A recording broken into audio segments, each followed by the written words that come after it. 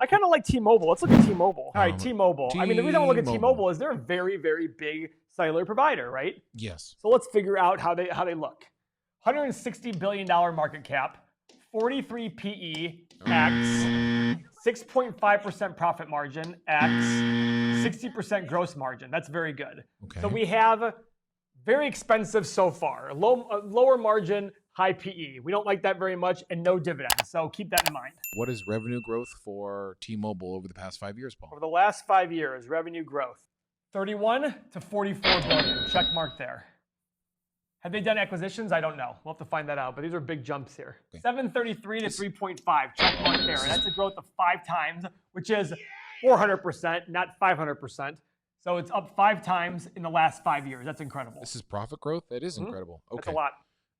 Shares outstanding. Shares outstanding. Ooh. We want this number going down, Paul. 813 to 854. X there. But let's go see if they made any acquisitions or anything like that, because their revenue growth was pretty heavy for a company of their size. We'll see how they did that. All right, this is T-Mobile. We're moving on to our pillar number 6, which is current assets greater than current liabilities, Paul. 9.5 billion versus 19.5 billion versus 19.8. So an X there, guys. They are upside down, huh?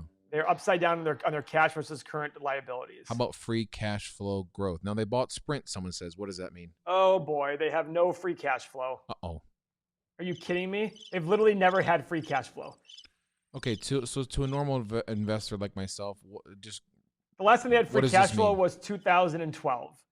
So, guys, this is their cash from operations, and this is their capital expenditures. So, what we need to do, this is all negative. So it's an X. Well, maybe it's not an X. It's actually technically not an X. It's actually a check mark because it went from a $1.2 billion free cash flow loss to a $500 million. So it's a check mark for that. But the last one's an X.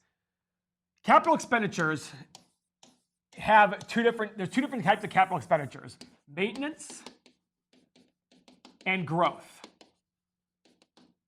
So there are value investors out there that say you should only consider that part of it, because the maintenance capital expenditures are what you're spending to maintain the business so that it can continue going on. The growth money is the capital expenditures that you spend on like a building to go. Let's say you're a manufacturer, you're building a new factory to go create a new product line to go sell and increase your revenue. That they say should not be counted, which I understand that argument for it. Most companies don't break this out, but I'm just telling you guys that right now. But they have all negative cash flow. So from my perspective, I just can't even value this right now because I don't see. I mean, they're doing a lot of. Let's see their acquisitions here too. No.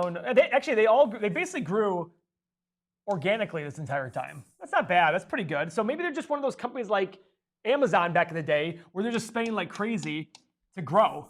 That could be very well be the case. But here's the thing. Let's say they had zero capital expenditures and 100% of their money, 100% of their operating cash flow was real cash flow, was free cash flow, which would never happen. They're still selling for almost 30 times, like 25, 26 times free cash flow. It's still a big number. That's if every single dollar was going to free cash flow, which it never would be. Let's say half of it was. They're selling for 50 times free cash flow. Too much for me. So I'm not interested in T-Mobile. Me as an investor, the boring investor that I am, until they have consistent free cash flow, and at a lower multiple. So that's the unfortunate thing about T-Mobile.